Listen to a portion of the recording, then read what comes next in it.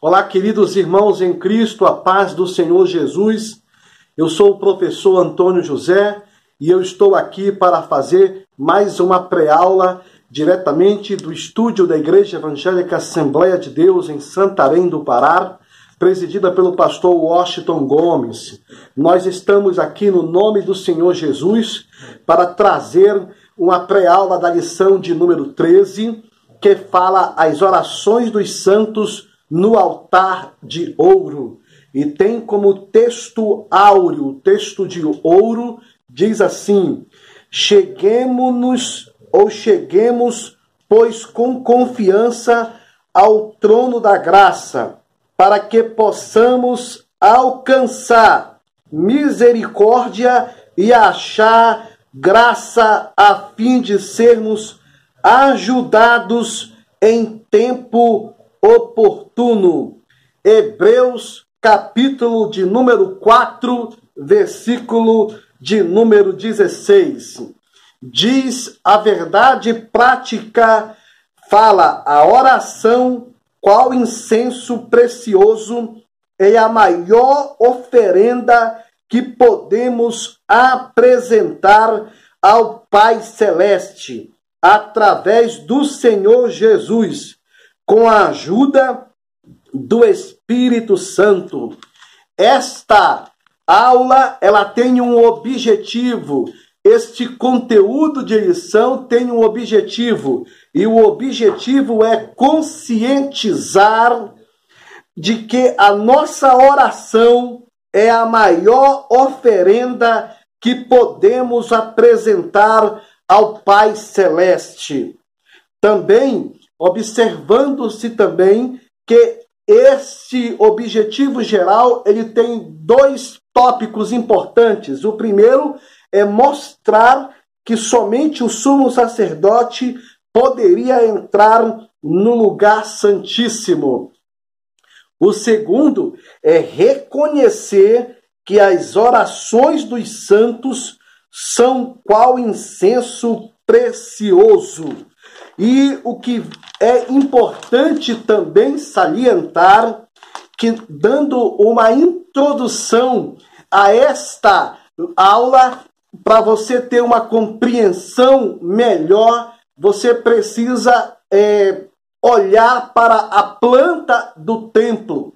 E se você olhar para a planta, por exemplo, do tabernáculo, ela vai te dar uma visão e uma compreensão melhor. Primeiro, quando se olha para a planta do tabernáculo, está dividido pelo menos em 3 partes. Fala do pátio ou átrio. Segundo, fala do lugar santo. E terceiro, fala do santo dos santos.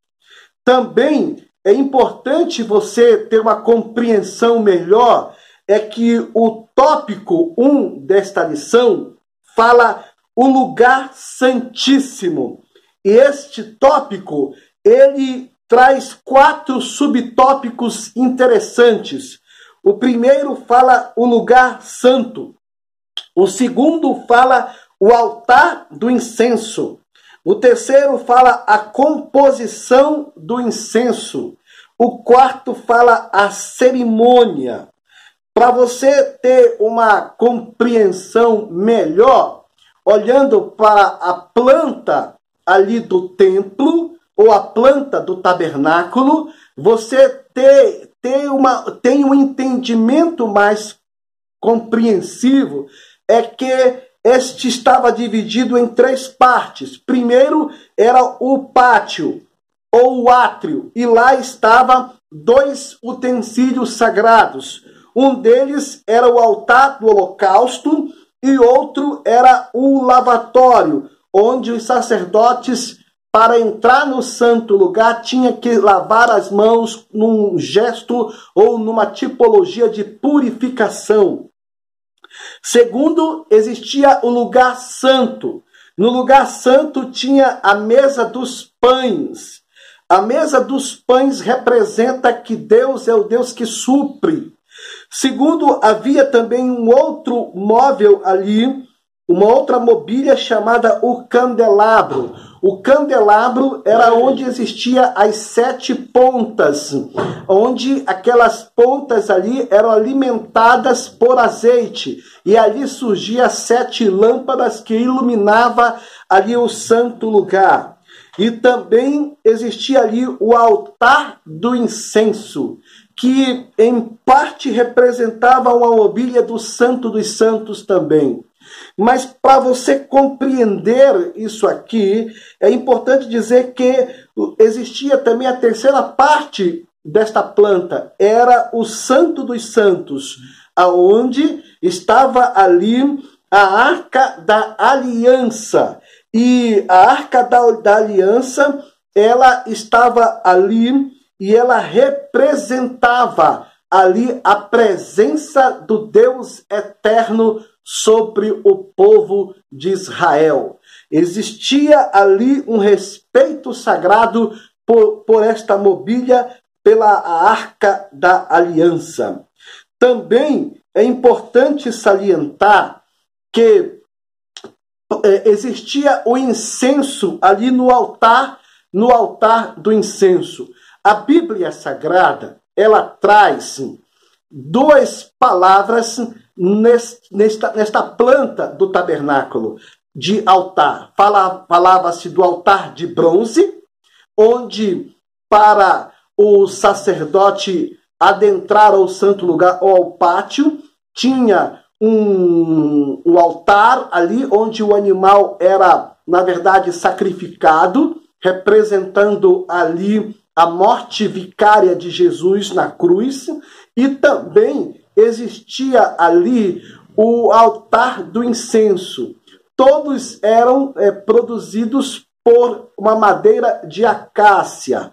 E é importante falar que o altar de bronze, ele era revestido de cobre, de bronze, ali naquela simbologia. Mas o altar do incenso, ele era revestido de ouro, algo nobre, algo da realeza, algo comparado, ou algo, na verdade, dignificado ou dignificando, que uma das características da realeza era o ouro. Agora, para você compreender esse ambiente sagrado, é importante falar que o sacerdote, ele tinha o acesso a este ambiente. E hoje, todos nós somos sacerdotes do Senhor. É por isso que é importante fazer aqui uma leitura bíblica do que diz a palavra do Senhor no livro de Êxodo, capítulo de número 30, versículo 1 até o versículo 9. Olha o que diz a palavra de Deus aqui. E farás um altar para queimar o incenso de madeira de acácia, o farás. O seu comprimento será de 1 côvado e a sua largura de 1 côvado. Será quadrado e 2 côvados a sua altura. Dele mesmo serão seus chifres, e com ouro puro o forrarás. O seu teto e as suas paredes ao redor e os seus chifres, e lhe farás uma coroa de ouro ao redor. Também lhe farás 2 argolas de ouro debaixo da sua coroa. Nos 2 cantos as farás, de ambos os lados, e serão para lugar dos varais com que será levado, e os varais farás de madeira de acácia, e os forrarás com ouro, e o porás diante do véu que está diante da arca do testemunho, diante do propiciatório que está sobre o testemunho, onde me ajuntarei contigo. E Arão sobre ele queimará o incenso das especiarias. Cada manhã, quando puser em ordem as lâmpadas, o queimará. E acendendo Arão as lâmpadas à tarde, o queimará. Este será incenso contínuo perante o Senhor pelas vossas gerações. Não oferecereis sobre ele incenso estranho, nem holocausto, nem oferta, nem tampouco derramareis sobre ele libações. Então, aqui neste texto que acabamos de ler, mostra este utensílio sagrado. E no tópico fala que este lugar era o lugar santíssimo. E ali estava o lugar santo. Era um lugar santo, o primeiro tópico desta lição. O segundo fala que era o altar do incenso. E o terceiro era a composição do incenso. E também fala da cerimônia. Eu quero hoje aqui me prender aqui ao altar do incenso, mas eu quero falar assim acerca da composição desse incenso. E a composição desse incenso, ele era formado por três coisas importantes, três áreas importantes, ou três simbologias importantes que quando são aplicadas na nossa vida, no nosso dia a dia, sem dúvida, a nossa vida dá um up, dá um jump espiritual. Primeiro, fala da estoraque. Segundo, ele fala da ônica. E terceiro, fala do gálbano. A estoraque era retirado de uma árvore cujas folhas gotejavam freneticamente no chão. Extravasava um odor maravilhoso. Esta essência aqui, essa composição para a formação desse incenso, aqui, ela tinha uma aplicação bíblica, teológica, prática para os nossos dias e tem. Isso fala de uma adoração voluntária. A história que por si mesma, na sua forma voluntária, ela deixava, gotejava isso, ela exalava isso, ela transmitia este perfume no ambiente onde que ela estava. Isso quer dizer que quando existe um coração com uma adoração voluntária, com uma adoração contínua, voluntária e espontânea, sinceramente, a palavra de Deus, ela dá uma ênfase, que quando isso acontece, existe ali a presença de Deus, o incenso de Deus sobe às narinas do Senhor. Isso fala de coração, de sentimento, de alma, de compromisso. É importante sinalizar esta palavra. Segundo, a ônica era um molusco retirado do mar para ser queimado após a queima. Ela produzia um odor agradabilíssimo. Isso fala de uma adoração profunda, uma adoração da inteireza do coração, da profundidade da alma. Isso revela também que o cristão amadurece, cresce nas provações do fogo. Sabe por quê? Isso quer dizer que a essência só ia ser produzida ali se a ônica passasse pelo processo de queima, pelo processo, na verdade, do fogo. Isso representa também para o cristão, ele só cresce, ele só amadurece. Seu coração só tem um significado quebrantador quando ele passa por esse processo de queimar as impurezas, de queimar aquilo que atrapalha a presença de Deus, a unção de Deus, a graça de Deus na vida dele. Então, importante a gente pensar nisso, no significado da ônica.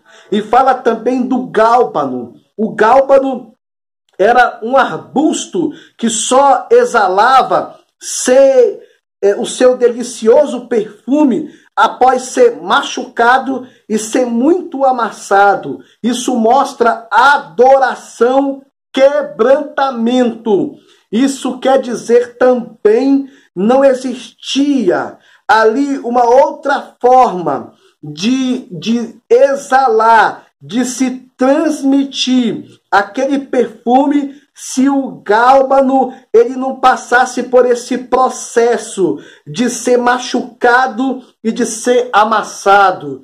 Muitas coisas na nossa vida precisam morrer para que a essência da verdadeira adoração e da verdadeira oração suba à presença do Pai. Muitas coisas na nossa alma precisa, na verdade, desaparecer para que a luz do Evangelho, para que a presença do Senhor, para que as coisas de Deus tenham um significado verdadeiro em nossa vida. Mas o que é importante dizer acerca desse tópico é que Deus não aceitava pirataria. A forma que ele queria, ele não aceitava uma outra composição diferente desta que eu acabei de falar. Isso mostra que o culto a Deus, a presença de Deus, a unção de Deus, a manifestação de Deus, para isso ser evidente em nossa vida, por intermédio da oração, do clamor, da busca, não precisa ter coisas que não venham estar pautado nas Escrituras Sagradas. Hoje se busca muito o novo. Hoje se busca muito coisas novas, enquanto que o Evangelho é simples, a palavra é simples. O nosso líder rabino, Jesus de Nazaré, que foi imolado na cruz do Calvário, ele era simples. E ele olha para essas coisas e nos ensina pelos evangelhos e pelos conselhos dos apóstolos que nós venhamos ter um culto simples na presença de Deus, porque o que Deus olha é isso aqui, o comportamento do interior, da alma, do sentimento, do coração. Isso faz toda a diferença. Também vamos para o segundo tópico. O segundo tópico fala as orações dos santos. E falando sobre as orações dos santos, é importante falar aqui que nesse tópico aqui desta lição, as orações dos santos, existe aqui, número 1, o Pai Nosso. Número 2, a forma que Jesus queria expor aqui era algo importante para a gente ter um aprendizado melhor e um entendimento e uma compreensão maior.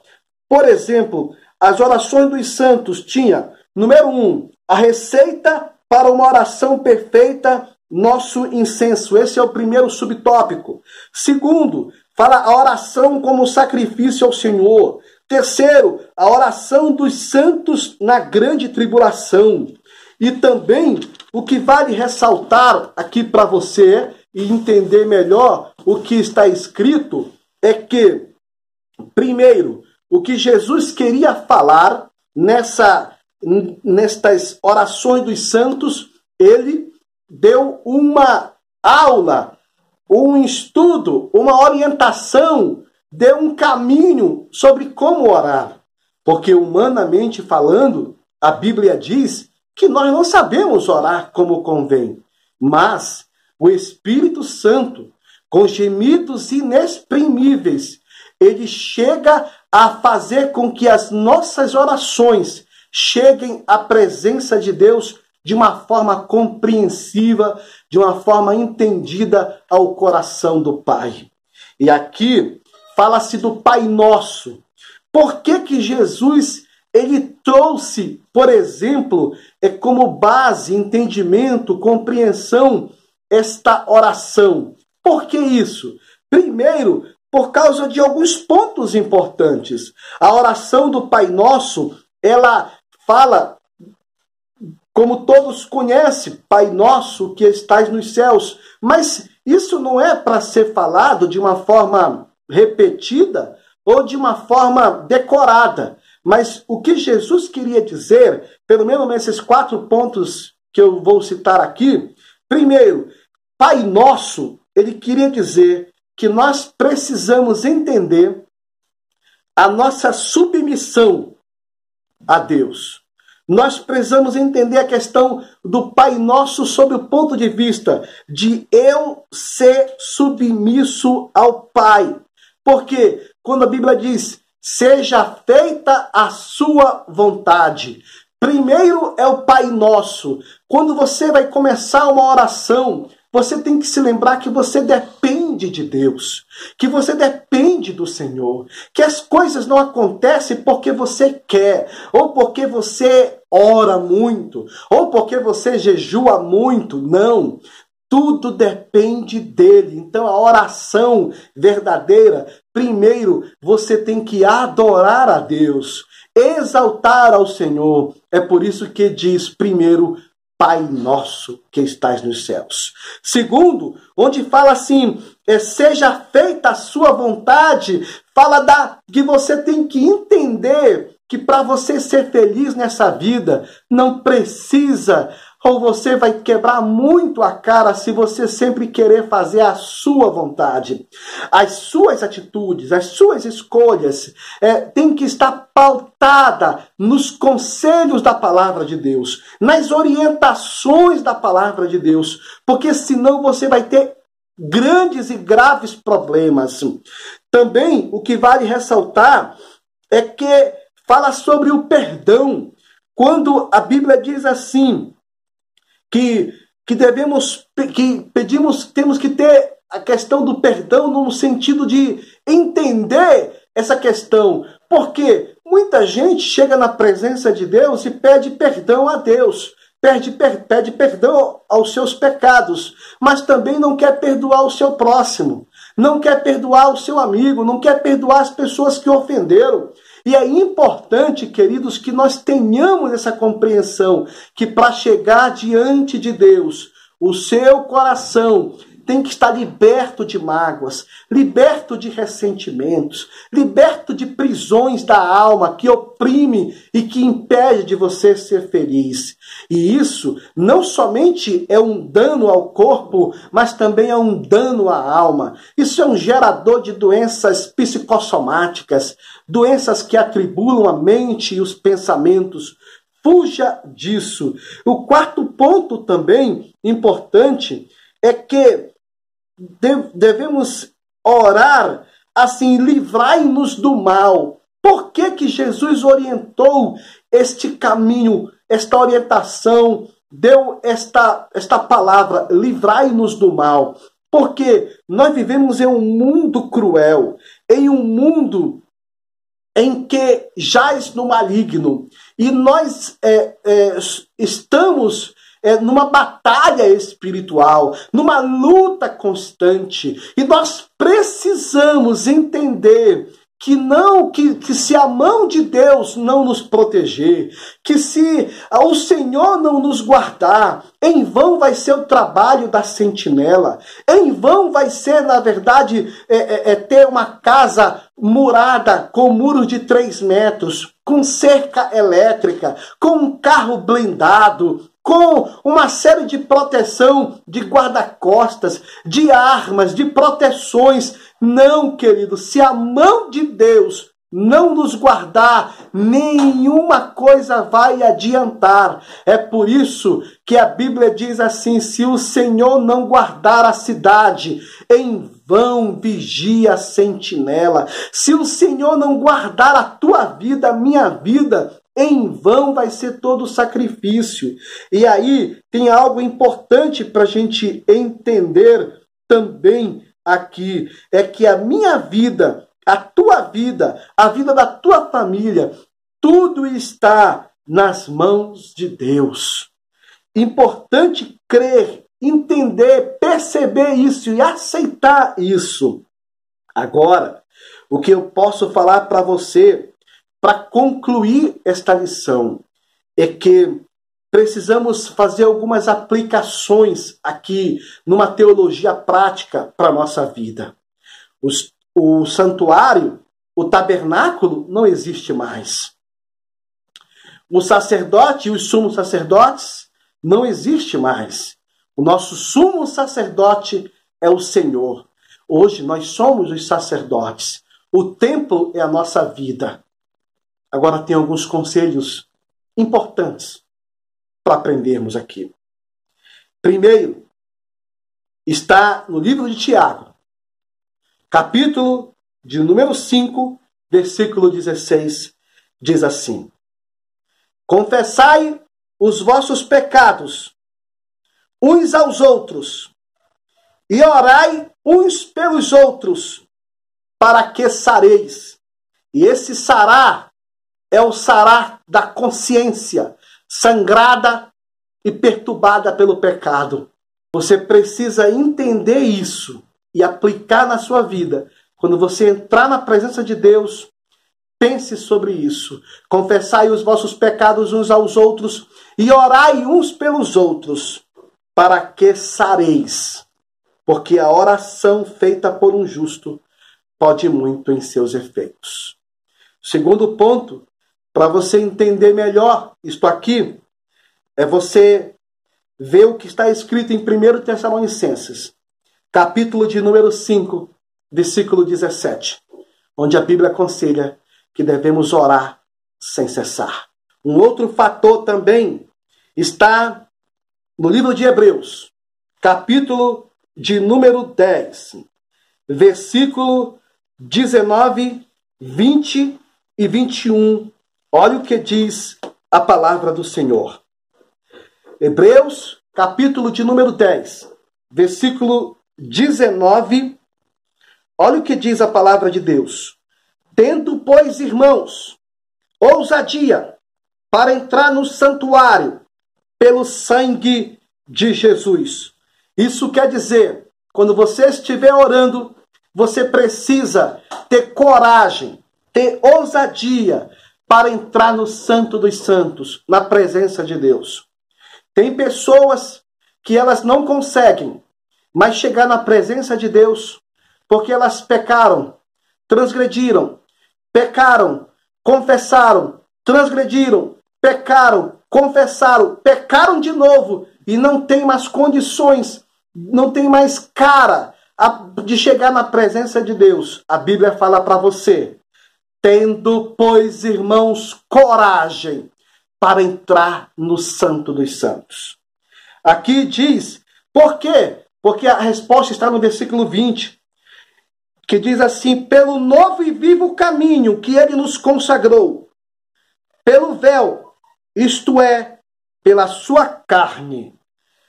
Por que isso? O que isso quer dizer? Quando você estiver orando, você tem que se lembrar de Hebreus capítulo 10, versículo 20, que você não está ali pelos seus méritos. Você não está ali porque você é santinho, bonitinho e faz as coisas de forma bem obediente. Não. Você está ali na presença de Deus por causa da cruz, do sacrifício de Jesus, porque ele morreu na cruz por você. É pelos méritos dele, não é pelos teus méritos, é pelos méritos dele, os méritos da cruz. No versículo 21, diz assim também um outro recado para nós: e tendo um grande sacerdote na casa de Deus. Por que você tem que orar e interceder e buscar a Deus com coragem, sabendo que você agora não é pelos seus méritos, é pelos méritos da cruz, é pelos méritos do Senhor, do seu Cristo, porque ele é o teu sumo sacerdote, é ele que intercede por você, é ele que está ali, presente diante do Pai para te ajudar e te abençoar. E também, o que vale ressaltar é que você não está só. Jesus está contigo como o teu sumo sacerdote. E também no versículo 22, para terminar, no versículo 22 do capítulo 10 de Hebreus, diz assim: cheguemo-nos com verdadeiro coração, em inteira certeza de fé, tendo os corações purificados da má consciência e o corpo lavado com água limpa. Isso quer dizer, quando você estiver orando, você tem que ter sinceridade de coração. A água simboliza o que limpa, o que purifica. A Bíblia diz: cheguemo-nos com um verdadeiro coração, em inteireza de certeza de fé, tendo os nossos corações purificados da má consciência e o corpo lavado com a água limpa. O coração simboliza o intelecto, o sentimento e a vontade. Todas as três áreas submissas aos pés de Cristo Jesus. Só assim você pode ser um mais que vencedor. Eu te convido, em nome do Senhor Jesus, a se inscrever no nosso canal, a fazer parte dessa jornada, a divulgar na sua igreja e, sem dúvida alguma, você será muito abençoado. Um forte abraço. Eu estou aqui acreditando que eu estou falando com você, uma pessoa mais que vencedora. Um abraço.